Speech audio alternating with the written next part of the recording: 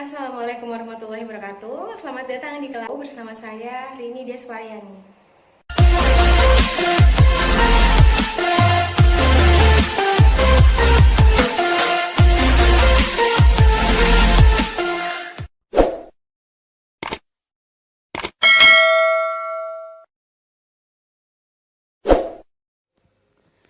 Assalamualaikum warahmatullahi wabarakatuh. Bagaimana kabarnya adik-adik sekalian? Semoga kita selalu dalam keadaan sehat dan dalam lindungan Allah SWT. Amin. Oke, bertemu lagi dalam mata kuliah komunikasi dan bisnis. Pada pertemuan yang lalu kita telah membahas mengenai komunikasi tertulis, yaitu meliputi apa yang menjadi perhatian dalam menulis pesan, terutama dalam kalangan bisnis.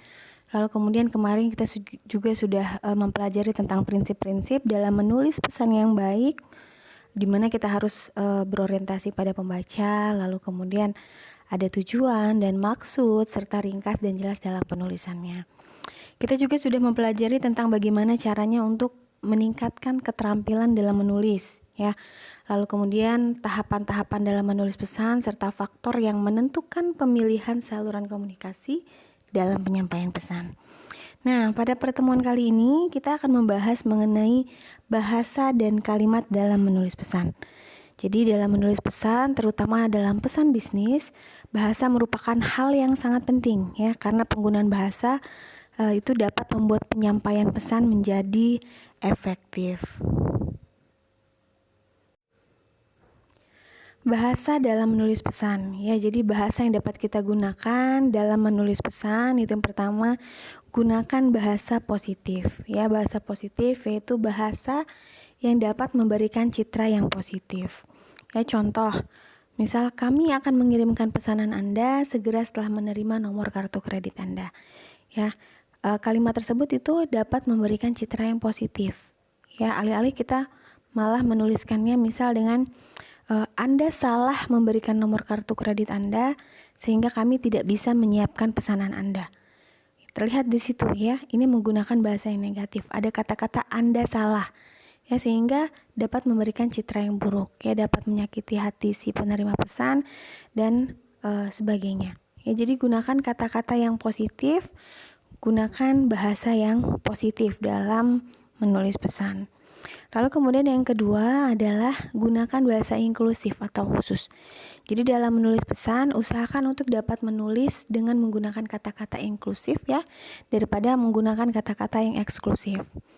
Lalu kemudian yang ketiga adalah bahasa yang sederhana. Jadi jangan menggunakan bahasa yang terlalu rumit, yang berkelit, ya, panjang ataupun sulit dipahami.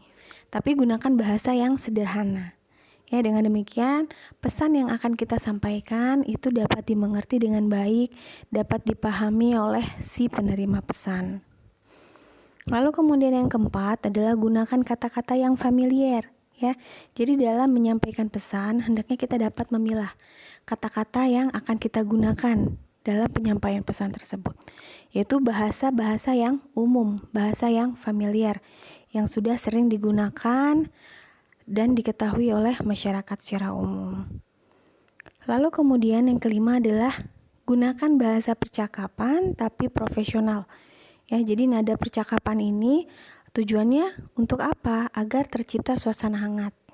Ya, tercipta suasana hangat dalam berkomunikasi sehingga nanti akan muncul yang namanya keakraban. Keakraban antara si penyampai pesan dan si penerima pesan.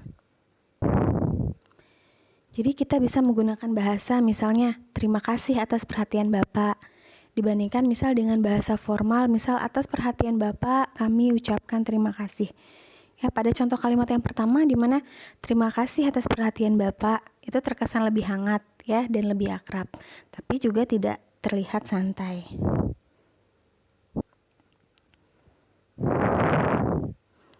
Kalimat dalam menulis, ya, jadi dalam menulis pesan itu harus dilakukan dengan efektif.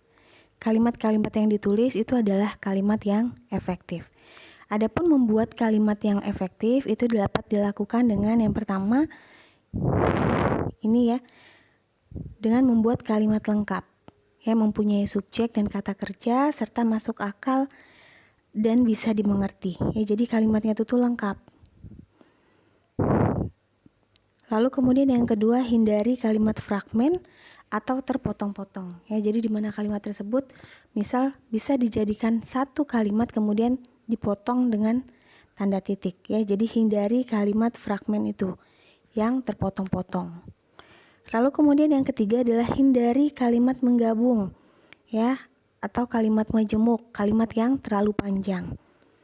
Dan yang keempat adalah hindari sambungan koma yang tidak tepat. Koma digunakan bila menggabungkan dua klausa independen dan atau tetapi bahkan meskipun. Ya, jadi perhatikan lagi kegunaan dari tanda baca koma, ya.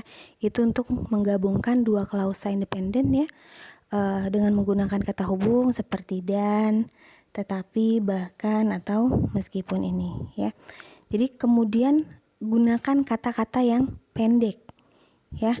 Gunakan kata yang pendek dalam kalimat. Jadi di sini kita bisa lihat bahwasanya tingkat pemahaman audiens ataupun penerima pesan hubungannya dengan panjang kalimat. Ya, jadi di sini terlihat kalimat dengan 8 kata itu tingkat pemahamannya 100%. Lalu kemudian dalam satu kalimat jika terdiri dari 15 kata, ya maka tingkat pemahaman dari audiens atau si penerima pesan itu akan berkurang sebesar 90%. Lalu kemudian jika kata-kata dalam kalimat itu ada 19 kata, tingkat pemahamannya turun lagi menjadi 80%, dan jika dalam satu kalimat itu terdiri dari 28 kata, maka tingkat pemahamannya itu menjadi sangat rendah. Itu hanya menjadi sebesar 50%. Jadi perhatikan di sini bahwasannya jangan menggunakan kalimat yang terlalu panjang. Ya, di sini kita lihat efektif dengan menggunakan 8 kata dalam satu kalimat, tingkat pemahaman dari si penerima pesan itu bisa mencapai 100%. Ya, jadi perhatikan lagi jangan menggunakan kalimat yang terlalu panjang agar dapat dipahami oleh si penerima pesan. Nah, jadi dalam menulis pesan itu bisa menggunakan dua teknik, yaitu empasis dan dimpasis. Ya, teknik empasis itu yang pertama, ya. Yang teknik empasis itu apa? Yaitu adalah penekanan pada kalimat. Jadi teknik empasis itu menekankan pada ide-ide penting, ya. Teknik empasis yaitu penekanan pada kalimat. Ini dilakukan agar ide penting itu dapat menjadi perhatian. Ya, adapun cara yang dapat dilakukan itu secara mekanik dan melalui gaya bahasa. Ya, secara mekanik itu dapat dilakukan dengan underlining, ya, garis bawah dan huruf miring. Ya, jadi kata-kata yang butuh penekanan bisa kita berikan garis bawah atau huruf miring, atau kemudian di bold, ya, dicetak tebal. Bisa juga dengan caps lock, ya, jadi semua huruf besar. Lalu kemudian dash ataupun dilakukan dengan menggunakan tanda penghubung dan tabulasi. Jadi ini secara mekanik cara-cara yang dapat dilakukan untuk melakukan penekanan, ya, dalam kata-kata yang ingin menjadi pusat perhatian. Lalu kemudian yang kedua yaitu melalui gaya bahasa, ya. Jadi tadi secara mekanis dengan cara memberi huruf tebal, ya, ataupun garis bawah dan cetak miring, lalu kemudian ataupun caps lock, ya, dengan membuat semua huruf itu besar. Bisa juga dilakukan kemudian yang kedua yaitu dengan melakukan penekanan melalui gaya bahasa, ya, dilakukan dengan menekankan ide. Yang pertama adalah gunakan kata yang gamblang, ya, memiliki makna yang jelas. Lalu kemudian tempatkan ide penting itu pada awal atau akhir kalimat. Lalu yang ketiga, tempatkan ide penting dalam sebuah kalimat sederhana atau anak kalimat sederhana. Jadi tadi, ya, jadi jangan menggunakan kalimat yang terlalu panjang, tapi gunakan kalimat yang sederhana, ya. Lalu kemudian pastikan ide penting merupakan subjek kalimat, ya. Jadi ini cara-cara yang bisa dilakukan untuk melakukan penekanan, ya, untuk menekankan ide yang penting. Bisa secara mekanik ataupun melalui gaya bahasa. Lalu kemudian yang kedua itu adalah teknik dimpasis, yaitu untuk mengurangi penekanan melalui gaya bahasa. Ya, jadi di sini mengurangi penekanan pada kata melalui gaya bahasa. Tujuannya untuk mengurangi penekanan pada berita buruk. Jadi tadi ada teknik empasis itu untuk melakukan penekanan, sedangkan teknik dempasis ini untuk mengurangi penekanan pada kata melalui gaya bahasa. Nah, adapun cara yang dapat dilakukan untuk mengurangi penekanan ya atau teknik dempasis tadi, yaitu adalah pertama gunakan kata yang lebih umum dibandingkan dengan kata yang khusus. Ya, contohnya dalam membicarakan misal kepuasan konsumen. Jadi jangan menggunakan bahasa utilitas karena hanya sekelompok orang yang mengetahui arti dari utilitas ya. Orang awam itu akan sulit mengerti apa itu utilitas. Ya, kita bisa mengganti kata utilitas itu dengan kepuasan ya. Jadi gunakan kata-kata ataupun bahasa yang umum dibandingkan dengan kata yang khusus ya, kata yang dimengerti oleh masyarakat secara umum. Lalu kemudian yang kedua, tempatkan berita buruk pada klausa dependen, hubungkan dengan klausa independen dengan kata yang positif ya. Jadi di sini tempatkan berita buruk pada klausa dependen, hubungkan dengan klausa independen dengan kata yang positif. Dimana anak kalimat atau dependen ini ya itu menunjukkan anak kalimat ya, kalimat yang tidak bisa berdiri sendiri, sedangkan independen itu kalimat yang dia bisa berdiri sendiri ya. Jadi pertama, yang kedua ini adalah tempatkan berita buruk pada klausa dependen, hubungkan dengan klausa independen dengan kata yang positif. Contohnya misal paketnya terlambat sampai, tetapi manajer perusahaan menerima paket dengan sabar ya. Jadi di situ tempatkan berita buruk pada klausa dependen, itu tadi adalah paketnya terlambat sampai ya, itu ada berita buruknya, paketnya terlambat sampai tetapi manajer perusahaan menerima paket dengan sabar. Jadi hubungkan dengan kata yang positif. Lalu kemudian yang ketiga, gunakan kata kerja aktif dan pasif ya, dimana kata kerja aktif tentu sudah tahu semua kalian bahwasannya itu diawali dengan awalan me, sedangkan kata pasif itu awalannya di ya. Contoh diadakan, diterima, disampaikan, sedangkan kata kerja aktif tadi misal menentukan, memilih, mengadakan. Tuh. Lalu kemudian yang keempat, kembangkan paralelisme atau kata sepadan ya. Jadi paralelisme, keparalelan, yaitu terdapatnya unsur-unsur yang sama di dalam kalimat ya. Jadi keparalelan ini itu akan membantu memberi kejelasan kalimat secara menyeluruh. Ya, jadi sini kembangkan paralelisme kalimat yang kata yang sepadan ya. Contoh, rapat tersebut akan membahas 3 hal pokok, yaitu pembentukan kepanitiaan, menentukan tanggal pelaksanaan, dan perencanaan kegiatan.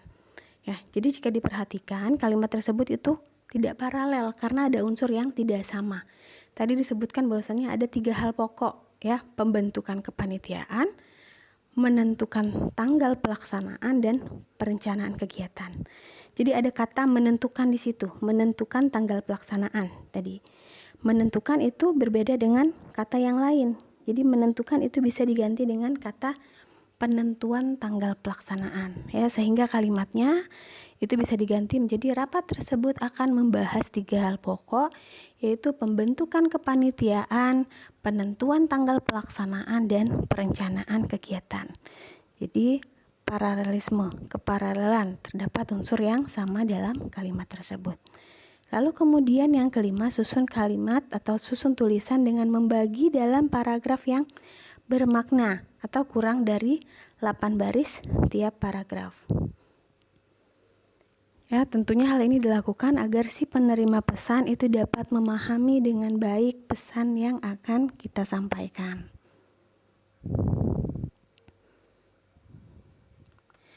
Nah, dalam menulis pesan kita itu harus memperhatikan kesatuan ya, menyusun kalimat yang unity, yaitu kalimat dengan pemikiran yang dihubungkan pada satu ide pokok. Jadi pada kalimat unity ini terdapat satu ide pokok di dalam kalimat ya. Artinya dalam setiap kalimat hanya ada satu maksud utama dari si penulis atau si pembicara tersebut ya, dan maksud itu harus dapat dimengerti oleh si penerima pesan.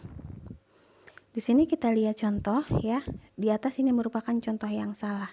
Ya, di sini tertulis berdasarkan agenda sekretaris manajer personalia akan memberi pengarahan kepada pegawai baru. Ya, jadi di sini tidak jelas siapa yang memberi pengarahan, apakah sekretaris, ya, apakah manajer personalia, apakah personalia, ya. Jadi di sini tidak jelas, ya. Berdasarkan agenda siapa? Apakah agenda sekretaris manajer, atau agenda sekretaris manajer personalia? Ya, jadi kalimat tersebut itu dapat dituliskan dengan tanda baca koma di dalamnya. Ya, misal berdasarkan agenda sekretaris manajer personalia akan memberi pengarahan kepada pegawai baru. Atau bisa juga dituliskan misal berdasarkan agenda sekretaris, manajer personalia akan memberi pengarahan kepada pegawai baru. Jadi di situ jelas, ya, siapa yang memberi pengarahan, lalu kemudian berdasarkan agenda siapa. Jika kita lihat pada contoh yang di atas itu tidak jelas, ya, tidak ada tanda koma, ya, yang memberi kejelasan. Nah, lalu kita juga harus menghindari penulisan dengan zigzag, ya, menulis zigzag, yaitu menulis kalimat yang berliku, yang panjang, ya, yang dapat merusak kesatuan dari kalimat. Itu menulis zigzag. Jadi menulis berliku, memutar dari pokok pikiran dengan tidak terduga dan menggunakan kalimat yang membingungkan. Jadi hindari kata-kata ini. Jadi selalu upayakan menulis dengan ringkas, jelas, dan efektif. Hindari kata ataupun kalimat yang berliku dan terlalu panjang dan membingungkan si pembaca atau si penerima pesan. Oke, mungkin cukup itu saja materi kita pada pertemuan kali ini. Sampai bertemu lagi pada kesempatan yang lain. Saya akhiri, wassalamualaikum warahmatullahi wabarakatuh.